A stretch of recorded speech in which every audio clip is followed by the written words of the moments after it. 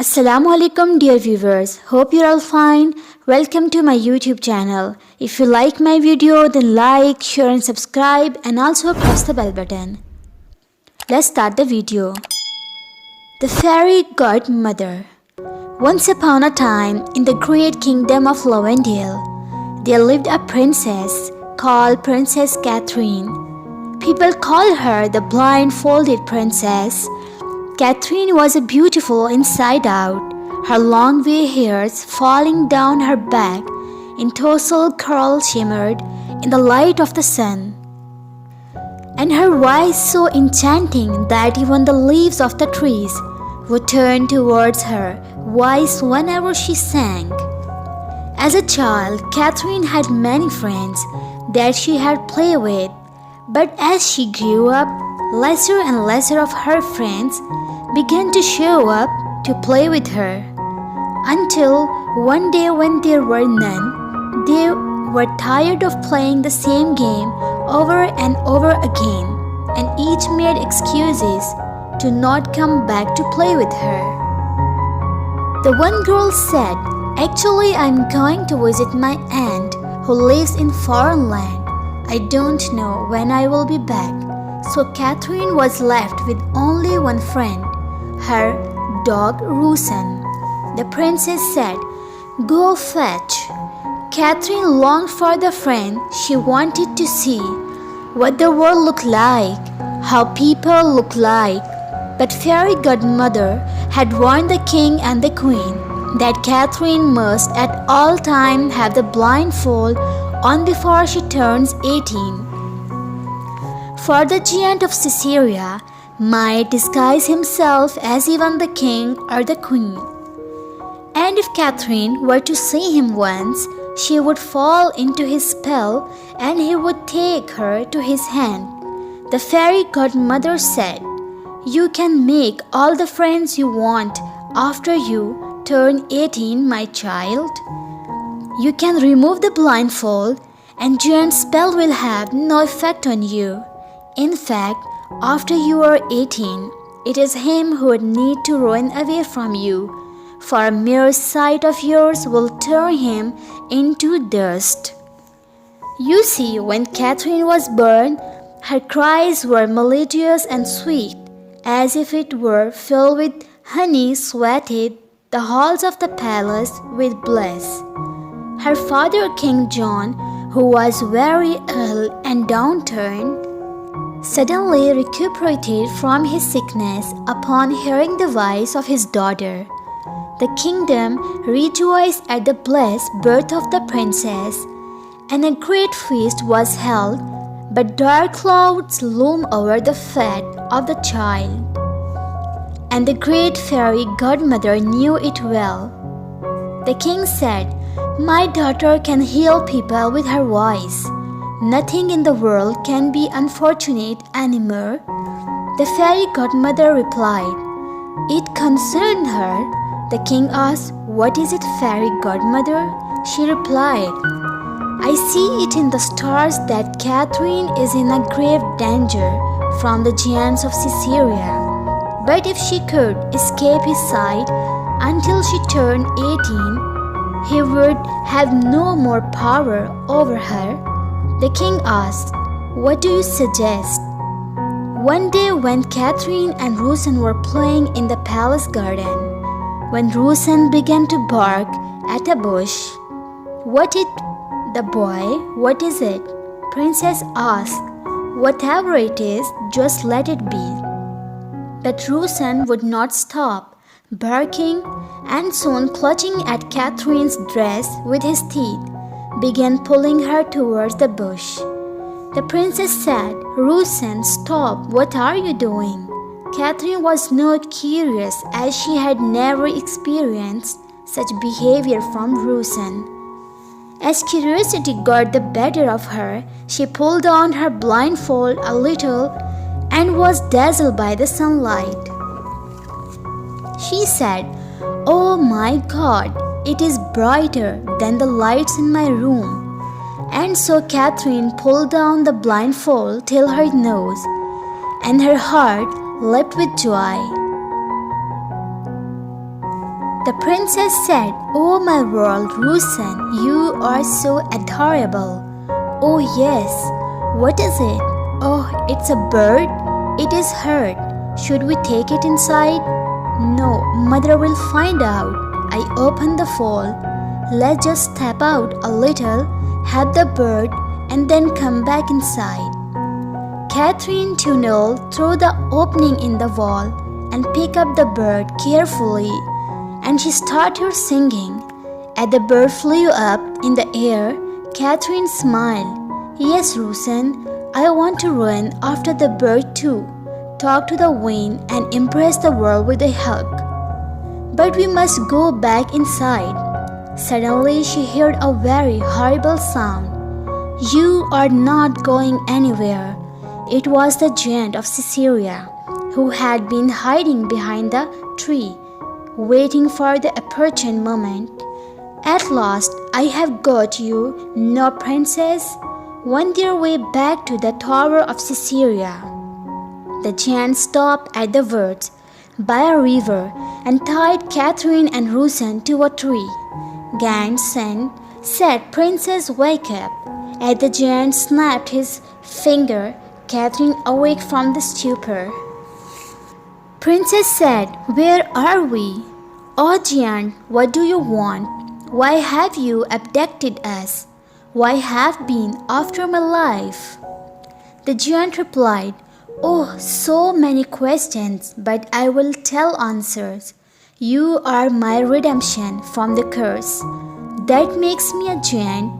I am to give you to the witch of the east in exchange of liberation. And what she does with your healing abilities, it is not my concern." "The witch of the east?" Princess asked. The giant replied, "Yes, she is very powerful.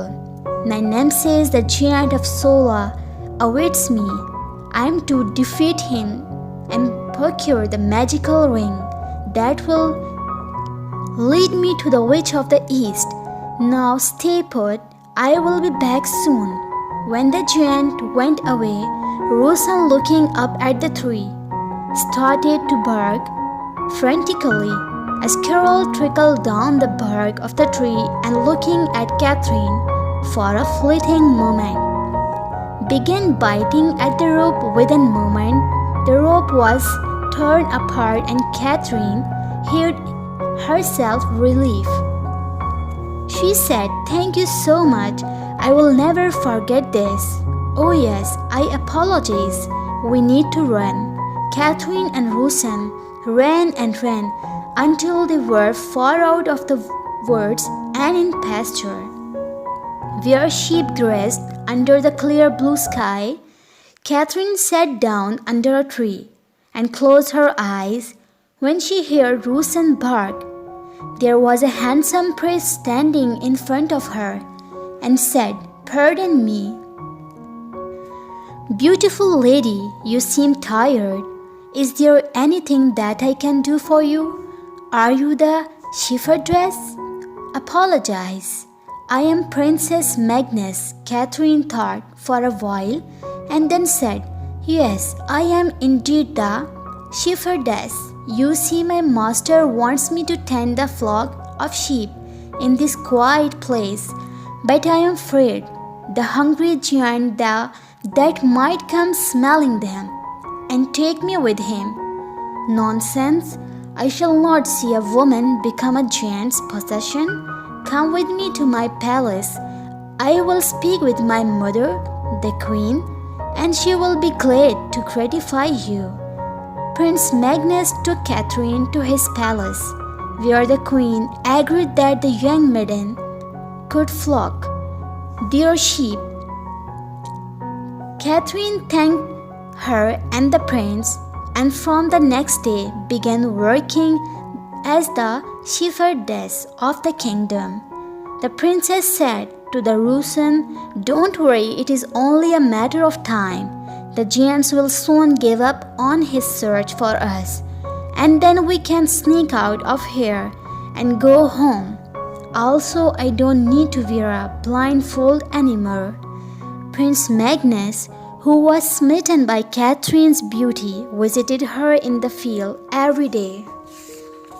The two would talk and laugh and get immersed in each other's company.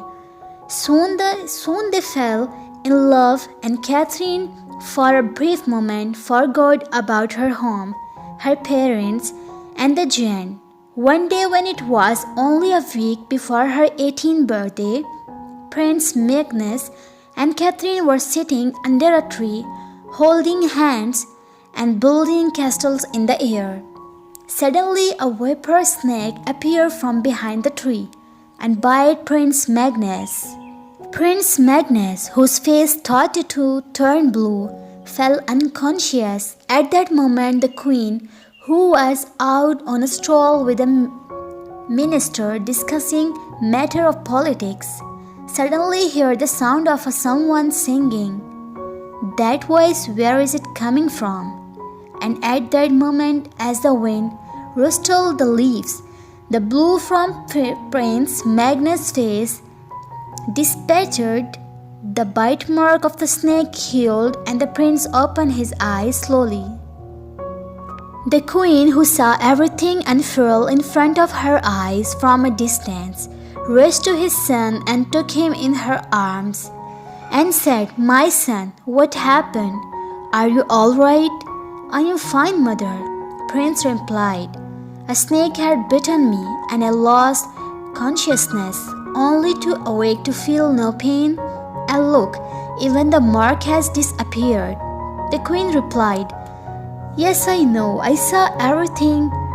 Who are you and how did you do it?"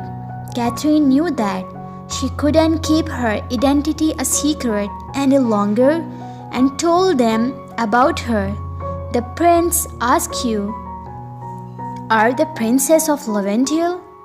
The king said, "I have heard King John and Queen Nelida have been very ill ever since the princess was abducted." The princess replied, "What? I must go to my parents at once." The prince said, "I will come with you." Catherine, along with her son and Prince Magnus, set out to go to the kingdom of Lavendale. They rode on and on. When they were passing a thick jungle, the giant of Caesarea appeared in front of them. In a flash, he grabbed at Catherine and leaped into the air, jumping as he took long, earth-quaking strides before disappearing from sight.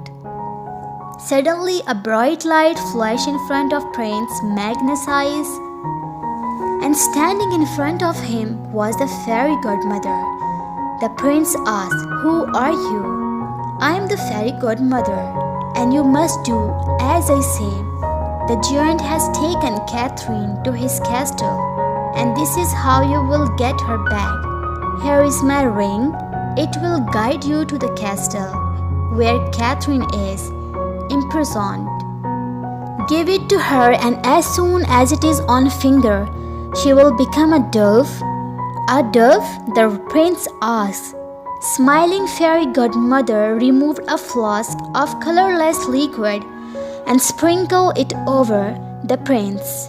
At once Prince Magnus turned into a pigeon and flew off into the sky. Afternoon began to edge into the evening, and Catherine found herself leaning sadly over a balustrade on the top of the giant's tower, when the pigeon flew down and, taking on her hand softly, laid the ring upon her hand. The princess said, "Thank you, pigeon." Then giant appeared and shouted, "Who is that you are talking to?" In her fright, Catherine slipped the ring upon her finger, and in the same instant turned into a beautiful white dove. Surprised and furious, the giant rushed madly to the edge of the tower.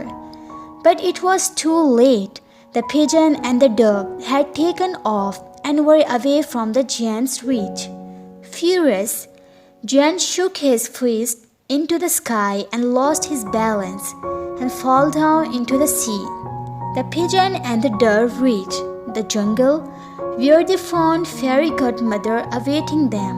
Along with Rosen, the princess sang a song, and the king and the queen opened their eyes, and thus came Princess' 18th birthday. The entire kingdom was lit up in colorful lights and fireworks. After that, the princess married with Prince Magnus.